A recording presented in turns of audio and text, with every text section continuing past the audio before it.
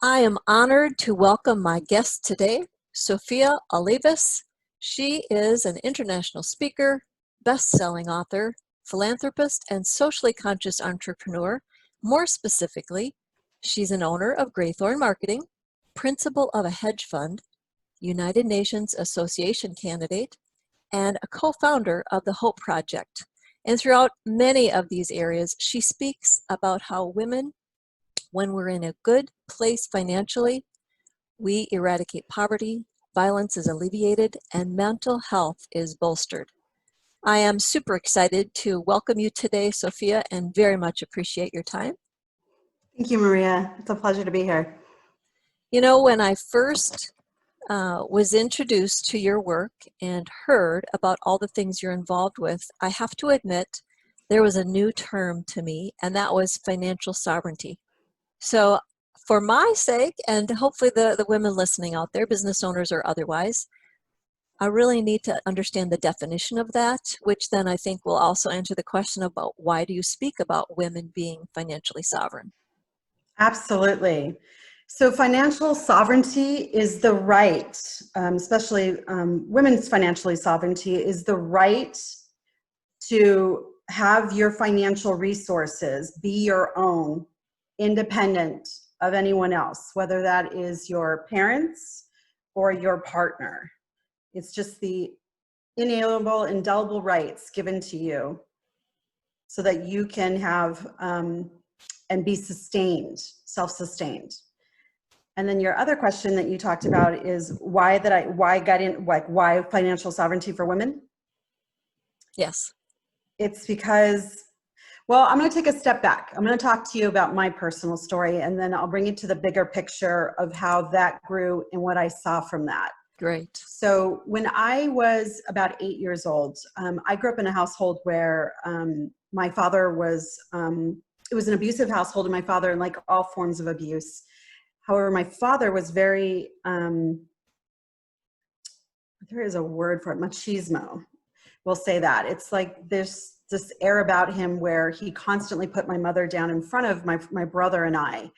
And so every day we witnessed this. And there was just this moment where when I was 8 years old, my mother was sitting at the dining room table and my father was hovering over her. And my mother grew up in a time and an era and in a location where women's education was not at all respected or thought of or considered.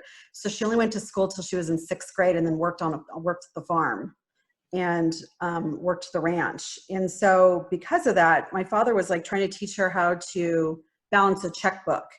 And it was a completely new concept for my mother, having only had a 6th grade education, and she wasn't picking up quick enough for him. And so he was just, and of course, like having somebody hover over you to begin with, that doesn't, necessarily inspire, like it doesn't really give you the space for learning. And he was making these comments about how stupid she was and how could he marry such a stupid woman. And then I'm staring at them down the hallway watching this interaction. And we had one of those, this was back when like you had real oak tables, like the real heavy duty ones. And she's facing me, he's standing over her facing me. And he just got so frustrated with like her not getting it, which was, his inability to teach, right? And he just took the back of her head and smashed it against the table. Oh. Exactly. That reverberation, it just reverberated through the whole house. And I'm 8 years old. I don't know what to do, but I just feel it, like it comes into my body, like the reverberation of it. And then I look up in my mom's face as she gets up, her nose is completely smashed and there's just blood coming down from it. And in that moment, it just, a lot of things solidified me. One of them was that money was power. And so he didn't let her work for a long time. And so she felt like she couldn't leave him because she had 2 little kids. And so she, stayed in a very violent marriage because of that. So I learned very quickly that, money meant power. And if somebody had more money than you, they had power over you. And I just really made this decision, this 8-year-old girl made this decision that there was going to be, like, I would always have financial control. Like there was no way a man specifically would ever be my plan, for one thing, or have any financial control over me. I would always be able to have options based on, my financial sovereignty. So as I grew up and developed that, and like that 8-year-old ran the conversation throughout my whole, adult, upbringing, and through my whole, like, going through college and whatnot. Like, my success was spurred on from that interaction, from that need to be financially successful. And what I saw in my work through, in working in various aspects with the United Nations, and my philanthropic work, and just in owning my businesses and seeing women interact in the business world, what I saw was, especially in third world countries, is that there's so many statistics that back up that when women are financially solvent, they go further in their education, they get married later in life, they have less kids, and they choose better domestic partners, and then they take better care of their physical and mental health. So if we look at all the challenges that humanity faces, violence, poverty, mental health, like, and you can put pretty much anything into those 3 categories. Right there, if you take care of the women, you've just solved those 3, the 3 major, and the world gets to right itself. It's been proven that when women are given money, the community rises. Like, Yes, the way that they work, it's just our spirit of collaboration. Men, even in sports, men are drilled to be competitive.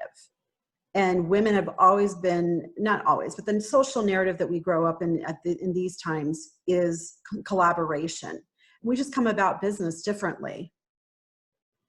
yes, and I think some of that goes back to a couple of things. You're talking about, which is very common, and we tend to forget, your childhood.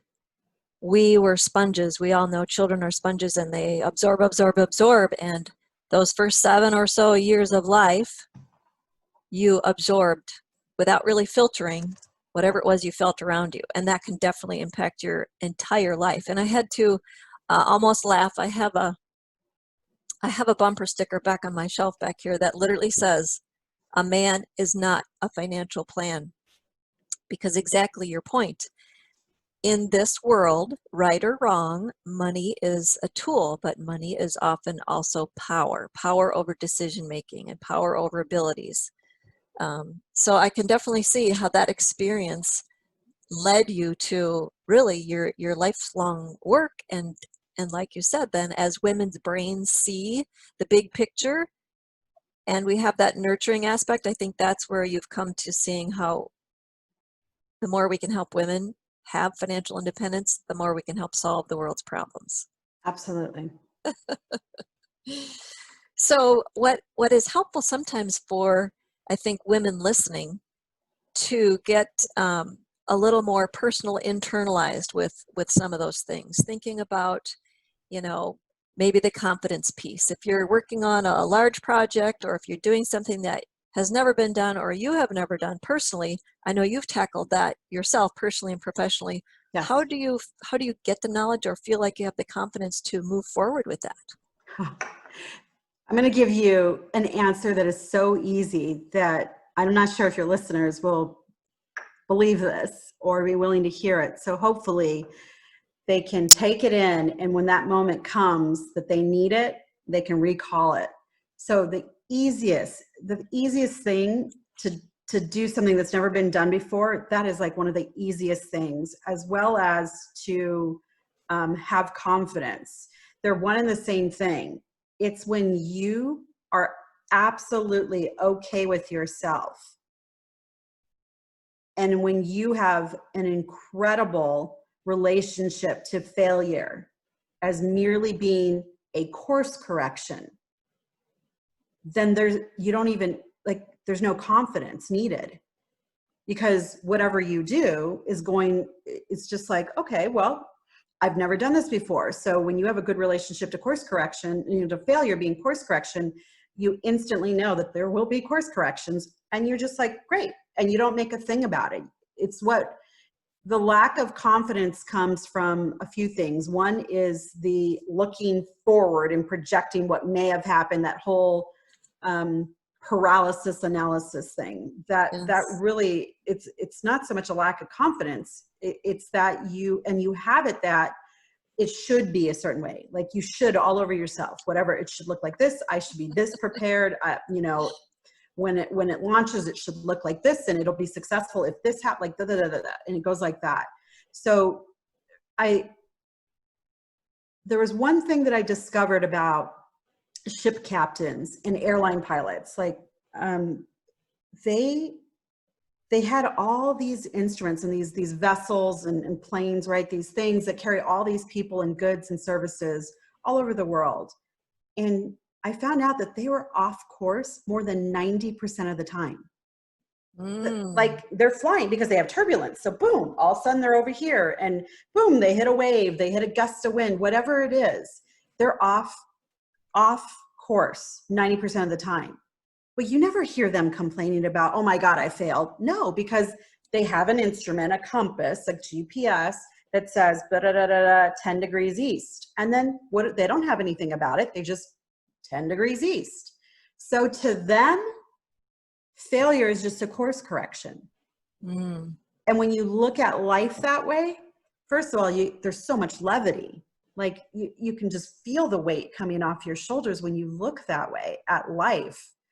And then you're ready to take it in a different perspective. Now you're open because you're expecting those course corrections. So now you're open to, well, what's going to show up in these course corrections? Is there, what lessons, what gifts? Because then you can see it as gifts. It's all about your perspective. Absolutely. What is the, I've heard this a couple of times, the definition of success is continued failure without loss of enthusiasm. Right? Absolutely. So, Yeah. but I love your whole course correction. And that's the analogy, because when you said 90%. Yeah, over 90%. It's over 90%. Who would have ever guessed that? And yet I would assume that in their training, captains and pilots are told this is how it's going to work. And you are just going through a constant course correction process. Right. I mean, we all get to our destinations. Safely. And in life, if you think about it, I don't care how many failures we're all going to get to our destinations. So when you think about that, how do you, as a non-pilot, a non-captain, on a daily basis then, if you have this mindset that it's really just all about course correction, how do you self-talk? How do you apply this is that? such a great question. So perfect. So whenever something unexpected, unintended comes up, I'll stop in the middle of everything and I'll be like, course correction. Oh, and you've got to it's a pattern interrupt. You've got to insert a pattern interrupt because your mind will want to take you down another road, right? Very true. And that's at that lovely radio channel that we've all got blaring. I don't care how successful you are, how many amazing things you've done. There is an internal dialogue that is going on for all of us. You can choose to listen to that. And that's like the story about the two wolves, right? Have you heard that story about where there's these two wolves and they're battling inside you? And it's like an elder is telling like a younger boy about this story about the two wolves. And the boy's asking the elder, well, which one wins? And the elder says, the one you feed. So you can listen to that talk and you pretty much know where that road's going to go. I mean, your mind, its only job is to protect you. That is its only job. That's not necessarily always in your best interest. So you can listen to that self-talk, or you can develop the self-talk for the place that you want to be. What do they say? And it's so true. And we've heard it and we agree. But then what do we do about it? The statement that as your mind goes, so goes your life. Yeah. So on a daily basis, my whole podcast is about mind, money, and motion. So Yes. the mindset of Yep. having a positive outlook, just like you said, you're just off course. You're not failing, you're not perfect, but you're just off course. So course correct. So what kinds of daily success practices? Lots of my guests talk about breathing or exercise, the importance of keeping your body healthy, which also transcends to your mind, and it's really all about getting oxygen so your brain can think clearly and keep the emotional and the logical side engaged. So do you Yeah, have some daily success practices that you have absolutely. personally found I would love helpful? to share these. I'm always excited to Awesome. share these. So Awesome. there is a colonel that did a talk at a ceremony, at a graduating ceremony. And if you just look up the Admiral, just look up on YouTube, Admiral, make your bed. He was like a colonel Oh, or an admiral. I yes. think it was an admiral. Mhm. So he said that you want to set your life up to win. You want to set it up to win. And this goes for your kids, like whatever it is, your partner, you want to set them up to win. So the first win that anybody can have for the day is to make your bed. And that may sound like, I don't know, whatever it sounds like to you, but let me tell you, just that first thing. And sometimes, like, especially in the situation, the times that we are in now with COVID-19 and with isolation and quarantining going on, sometimes getting out of bed is your win for that day. So have it be that win. So you just make your bed. So that's the first thing I do. And then I have morning practices and evening practices, and they total take maybe 15 minutes in the morning and 15 minutes in the evening. So total. So the first thing I do when I awake is that I say out loud three things that I'm grateful for. So I immediately go into gratitude. And I also put it as if I have it already. So if there is a deal I'm working on or a project that I need to move to a certain point, I state that I'm grateful for already having it done. Like whatever it is, I'm like, I'm so grateful that I was able to get that collaboration that has me, create and generate 150 jobs for people. Like Love whatever it that. is, I say what I'm Excellent. grateful for. So Yeah. I speak it into the current, into the present. And then I do what's called ship captain's orders. So Mike Dooley, these next two exercises are from Mike Dooley. He is the creator of Notes from the Universe, which is a free thing to get. Anybody that's listening to this, go and just type in Notes from the Universe. They're amazing. So he taught me these two practices, I don't know, 10, 15 years ago. So one's called ship captain orders. So for 5 minutes, and it's very important that you only do it for 5 minutes and that you write it with a piece of paper and a writing instrument, because there is something that actually physiologically happens between the brain in your subconscious when you write it versus typing it.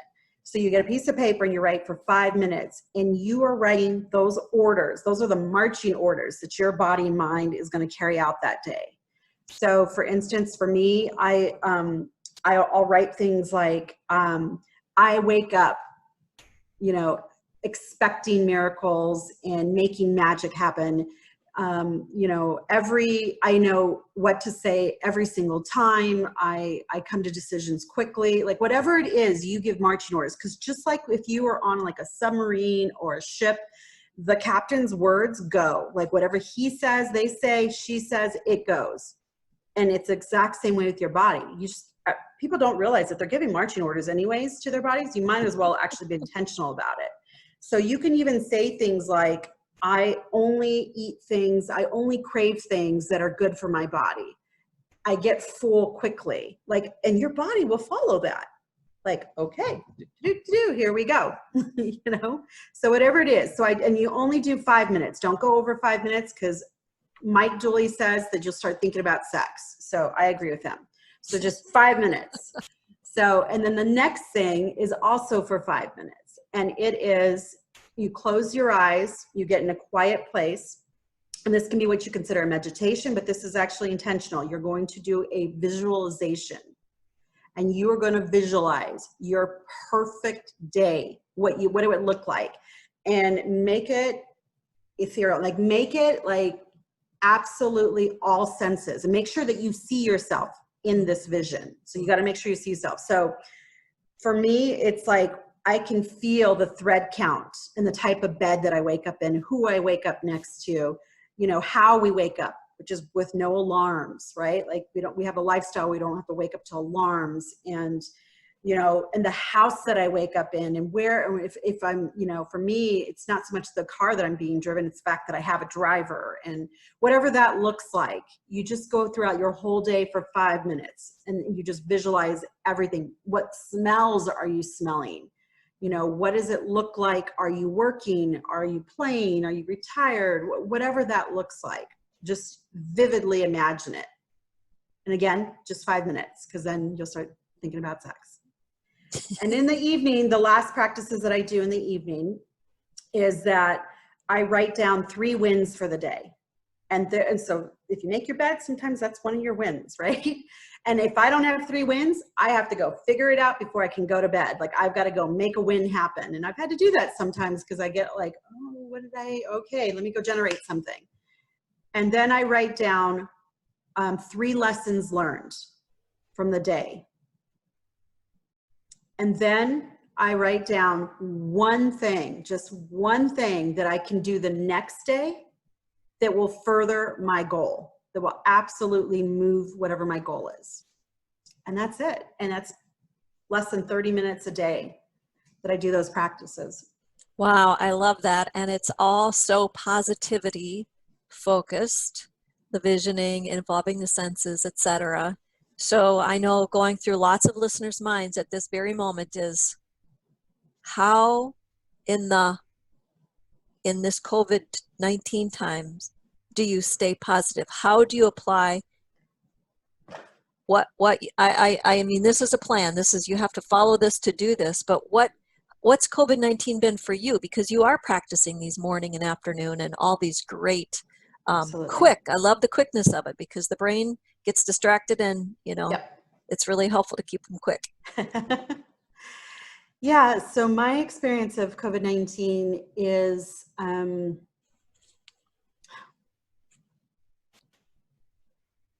profound gratitude. The fact that I get to be a witness to experience humanity coming back to heart is just something I'm super, just profoundly humbled and grateful by. All I see around me are people reaching out to check on one another, to check on, you know, what would have been strangers before, to be out of their way to look for taking care of another person by taking care of themselves and, you know, covering themselves. I'm seeing everybody, you know, equaling their levels. You know, I'm seeing multi-billionaires at home doing webinars, you know, in their PJs, and I'm seeing TV hosts, you know, showing their family life, doing their show and continuing to entertain and inform us with some levity from their homes. I'm seeing musicians who no longer can tour just pour out their music to us so that all of us, wherever we're at, can experience love and connection through music, which is, of course, just breaks boundaries to begin with. I'm seeing so much collateral beauty. Just, if you're willing to look, it will take your breath away. It will just really take your breath away. That is so spot on. We often see or get what we're looking for. And you are looking for the humanity that's occurring. So that's what you are seeing and focusing on. Thank you. Thank you so much for that awesome positive reminder. I know you have some speaking engagements coming up, and I would love to share a little bit about what's going on with that and how people can get more of what you have to offer and how best to contact you. Absolutely. So let's see, in 2 weeks, I'll be speaking at the conference for global transformation. I'm doing a breakout session on assumptions. So that is a phenomenal place. Once a year, the whole world converges. Over 1,000 people converge. Normally we do it in like the Hollywood area, and this year we're going virtual. And these are diplomats, scientists, doctors, politicians, you name it, engineers, all the people that are invested in working towards the evolution of humanity. They descend upon this one conference, and all we work on is how we can pull things forward. We talk about the tipping point, like what one tiny thing can every person do, that if they were to do one tiny thing in their own lives would tip it over to the other side. So that's one thing that we talk about. There's a lot of upcoming women conferences. There's the Breakthrough and Thrive Summit. There is in June a Women's Empowerment Summit that I'm speaking at. So the best way to interact with me and get a hold of me, I also do one-on-one sessions with women on financial sovereignty. I just did a class, a 2-week workshop on pivoting. Like, how do you pivot? A lot of people are pivoting, like whether your business went out because you can't physically go to it, or you lost your job. Like, how do you pivot in these times and turn it into cash? Because there's so many opportunities. It's really important for your listeners to hear that the wealth, like the greatest amount of wealth, is made in downturns. There are so many opportunities. You're going to see the largest transference of wealth during this period that's going to take place. So that's what happens. So please connect with me on LinkedIn. Private message me there. I return and respond to everything there. And it's just, my handle is my first and last name. It's Sophia Olivas, Sophia Oli, V as in victory, A-S. Thank you so much, Sophia. This was a treat, and our listeners, I'm sure, as I am, very grateful for all the tools you shared with us. Thank you.